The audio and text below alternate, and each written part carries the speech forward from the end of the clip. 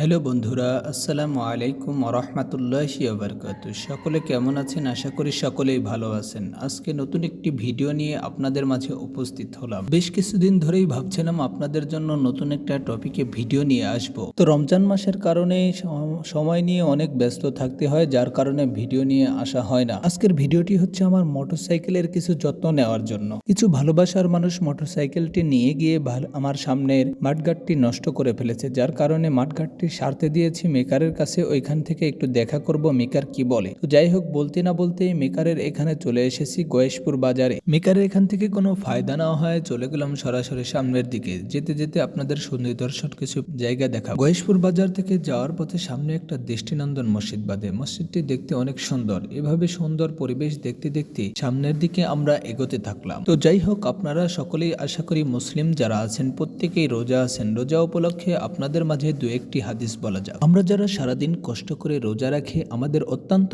কষ্ট হয়ে যায়। দেখবেন সন্ধ্যার পূর্ব মুহূর্তে অর্থাৎ ইফতারের পূর্ব মুহূর্তে আমাদের মুখ থেকে একটা দুর্গন্ধ বের হয়। আর এই দুর্গন্ধ আমরা অন্যের মুখের তা অন্য কেউ সহ্য করতে পারি না। অথচ রাসূলুল্লাহ সাল্লাল্লাহু আলাইহি ওয়াসাল্লাম বলেন, কোনো ব্যক্তি যখন রোজা রাখে আর তার মুখ থেকে যে দুর্গন্ধ বের হয়, ওই দুর্গন্ধটি মালিক রব্বুল আলামিনের কাছে সুগন্ধি মতো মনে হয়। তো চলুন হাদিসটি আমরা যতটুকু শুনলাম আমল করার চেষ্টা করব। আর সামনের দিকে আমরা এগিয়ে যাচ্ছি। এখন কোন কাজের জন্য যাচ্ছি এটা আপনাদের কাছে সম্পূর্ণভাবে খোলাসাভাবে বলাটা আমার উচিত। আসলে আমার মোটরসাইকেলটি দেখতে অনেক সুন্দর দেখা যায়, ছোট গাড়ি হলেও। তো ইদানিং মোটরসাইকেলের দিকে তাকিয়ে দেখার মতো কোনো পরিবেশ নেই। মোটরসাইকেলের দিকে তাকালে মনে হয় কত বছর পুরানো মোটরসাইকেল। আসলে তা নয়, মোটরসাইকেলটি খুব বেশি দিনেরও নয়। গত বছর এই রমজান মাসের 25শে রমজানে আমি মোটরসাইকেলটি ক্রয় করেছিলাম। এর মধ্যেই মোটরসাইকেলের চেহারা অন্যরকম হয়ে গিয়েছে, যেহেতু ময়লার কারণে হয়েছে।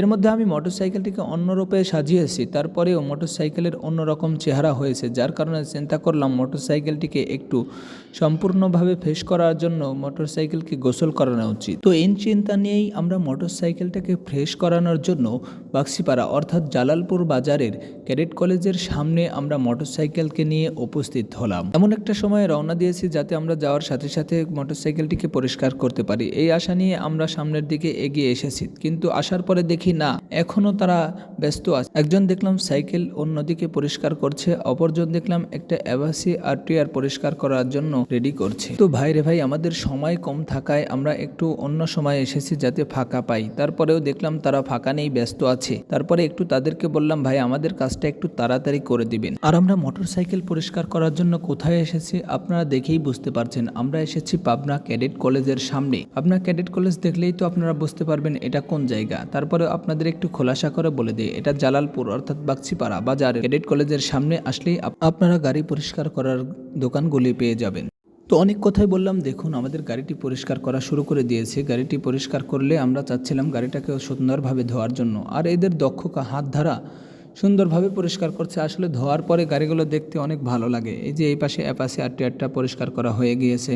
তো আপনারাও যারা মোটরসাইকেল পরিষ্কার করার জন্য চিন্তা নিয়েছেন, ঈদ উপলক্ষে অতি তাড়াতাড়ি আপনারা বাক্সিপাড়া জালালপুর বাজারে চলে আসবেন। আর আমাদের ভিডিওটি ভালো লাগলে আমাদের পাশে থাকবেন। আল্লাহ হাফেজ।